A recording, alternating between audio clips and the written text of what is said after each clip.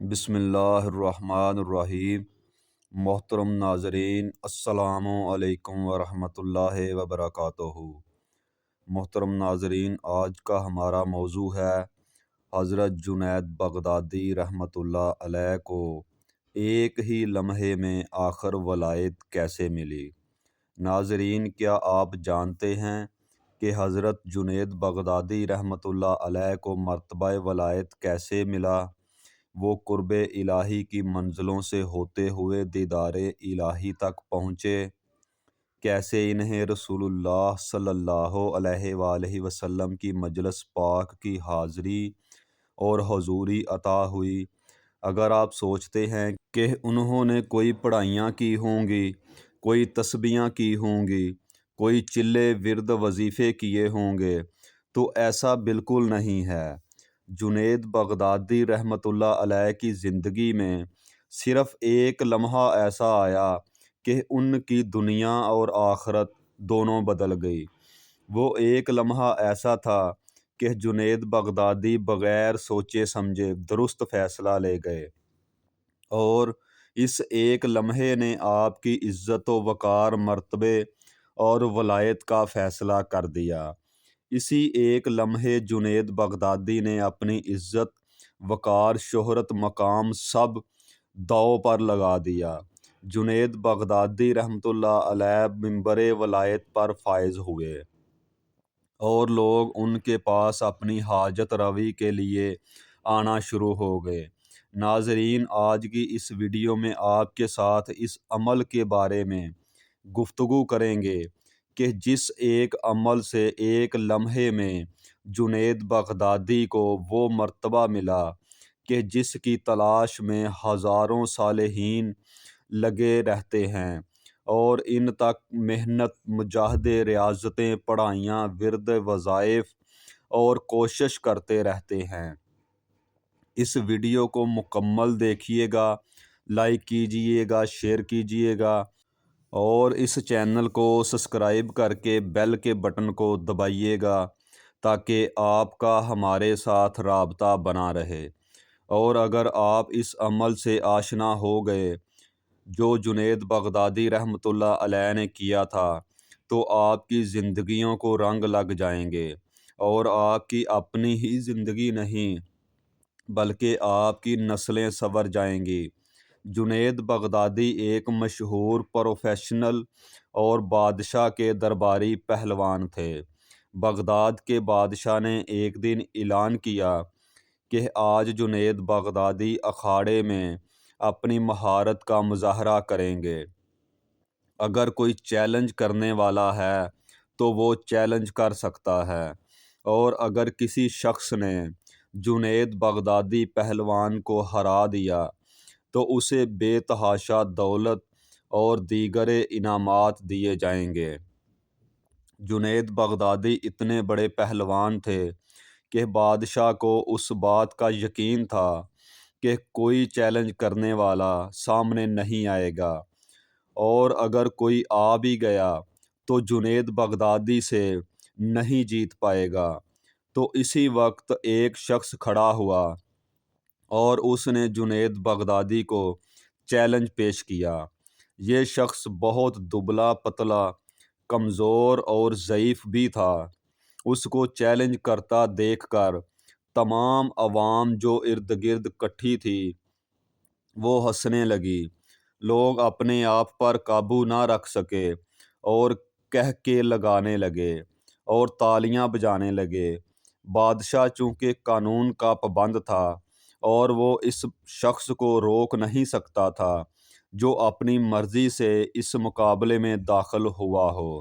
آخر کار اس شخص کو اکھاڑے میں داخل ہونے کی اجازت دی گئی۔ اس شخص کی عمر لگ بھگ 65 برس کی تھی۔ ذاتی طور پر جنید بغدادی بھی حیران تھے کہ آخر کار یہ شخص کیا چاہتا ہے۔ یہ جانتا ہے کہ مجھ سے جیت نہیں پائے گا، پھر بھی یہ لڑائی کے لیے کیوں تیار ہے؟ بادشاہ کے درباریوں اور تمام مجمع کے ذہنوں پر صرف ایک ہی بات نے قبضہ کیا ہوا تھا کہ آخر یہ بوڑھا شخص کیسے لڑے گا۔ اور کیسے جیتے گا جبکہ اس کے پاس لڑائی کی کوئی بھی وجہ موجود نہیں ہے۔ جب یہ بوڑھا شخص اور جنید بغدادی اکھاڑے میں آمنے سامنے ہوئے تو اس بوڑھے شخص نے جنید بغدادی کو مخاطب کیا اور اسے کہا کہ اپنا کان میرے قریب لاؤ، لڑائی شروع کرنے سے پہلے میں تمہیں کچھ کہنا چاہتا ہوں۔ اس بوڑھے شخص نے جنید بغدادی کے کان میں کچھ سرگوشی کی، جس کے بعد جنید بغدادی کے جسم پر ساکت طاری ہو گیا اور جنید بغدادی کسی گہری سوچ میں چلے گئے۔ آخر کار جب لڑائی شروع ہوئی تو جنید بغدادی نے اپنی کچھ چالوں کا مظاہرہ کیا، لیکن اس شخص کو کسی قسم کی چوٹ نہیں آنے دی۔ جنید بغدادی لڑ ضرور رہے تھے مگر ایسا لگ رہا تھا جیسے جنید بغدادی جان بوجھ کر اس شخص کو اپنے اوپر حاوی کر رہے ہوں۔ کچھ وقت گزرنے کے بعد اس شخص نے جنید بغدادی کو گرایا اور جنید بغدادی کے سینے پر چڑھ گیا۔ اس شخص نے آخر کار جنید بغدادی کو ہرا دیا اور وہ انعام کا حقدار ٹھہرا۔ تمام مجمع اور بادشاہ کو ایسا لگا جیسے جنید بغدادی جان بوجھ کر ہار گئے۔ لوگوں نے جنید بغدادی کو بہت برا بھلا کہا، طعنہ زنی کی اور بادشاہ نے انہیں رسوا کر کے اپنے دربار سے نکال دیا۔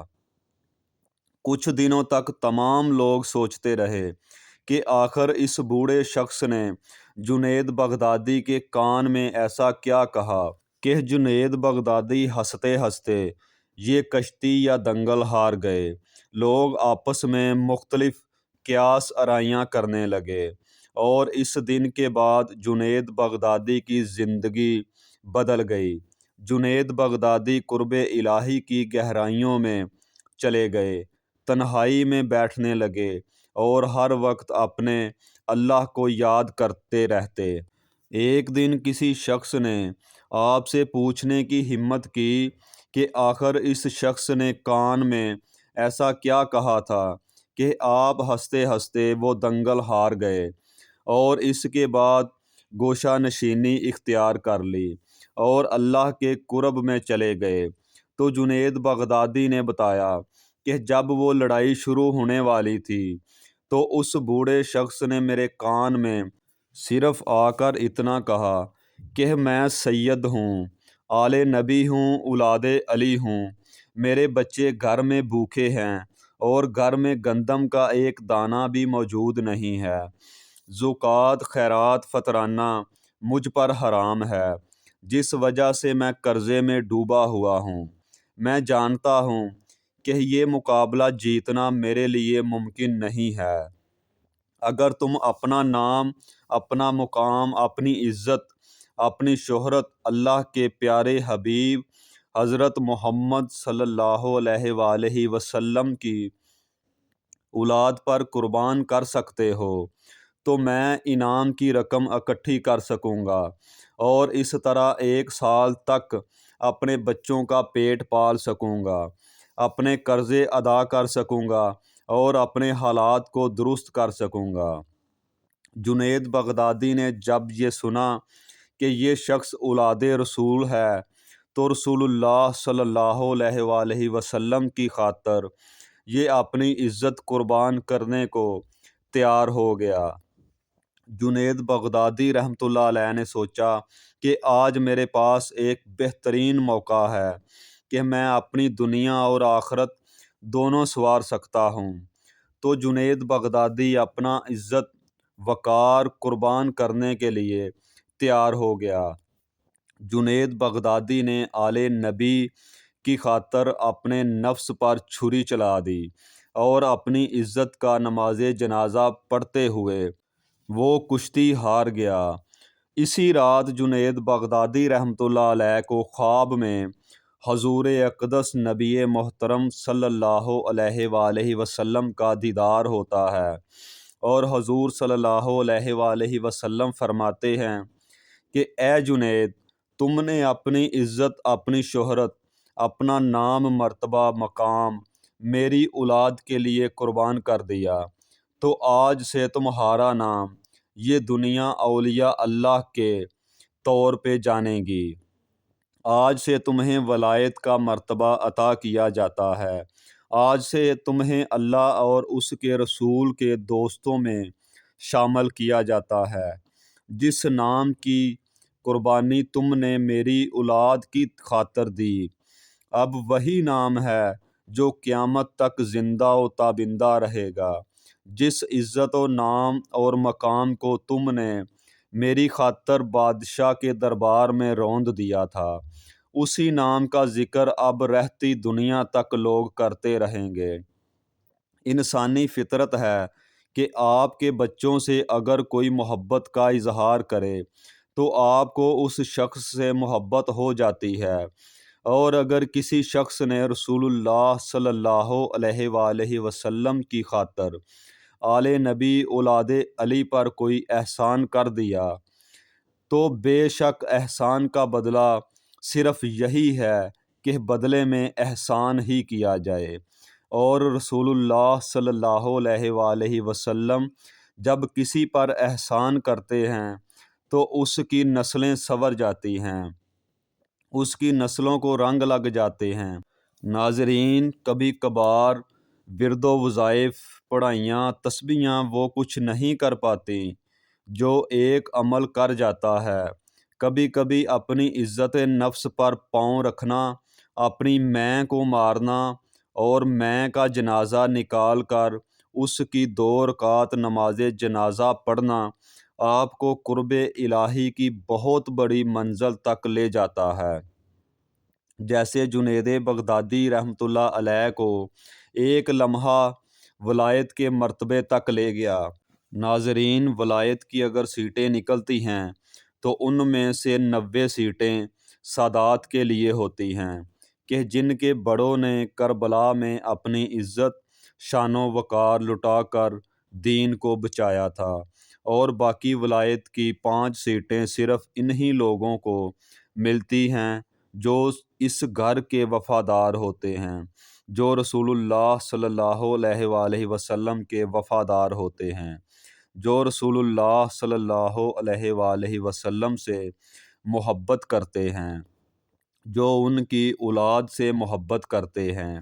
اگر زندگی آپ کو کبھی موقع دے اور کوئی سید آپ کو پریشان یا گرا ہوا نظر آ جائے تو اسے بازو سے پکڑ کر اٹھا دیجیے گا، اس کے دکھ، تکلیف، پریشانیاں دور کرنے کی کوشش کیجیے گا۔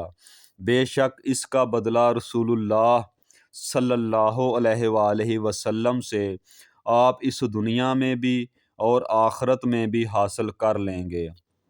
اللہ آپ کو، آپ کی اولاد کو سادات کی عزت اور احترام کرنے والا بنائے، رسول اللہ صلی اللہ علیہ وآلہ وسلم کا فرما بردار بنائے۔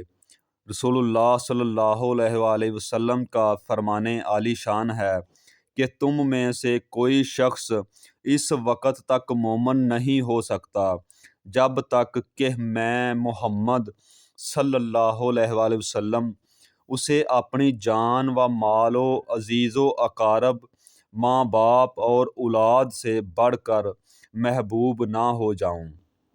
اس بات کا زندگی میں اگر کوئی عملی مظاہرہ کر دے تو جو مرتبے اور فضیلتیں وہ حاصل کر لیتا ہے اس کو الفاظوں میں بیان نہیں کیا جا سکتا۔ رسول اللہ صلی اللہ علیہ وآلہ وسلم کی اولاد کہیں بھی آپ کو نظر آئے، بغیر تصدیق کیے ان کی عزت کریں، ان کا احترام کریں، تاکہ قیامت والے دن ان کے نانا بابا آپ کو اس کا اجر عطا کر سکیں۔ آپ خوش رہیں، آباد رہیں، مسکراتے رہیں، اللہ تعالیٰ کی امان میں رہیں۔ آمین ثم آمین۔ السلام علیکم ورحمۃ اللہ وبرکاتہ۔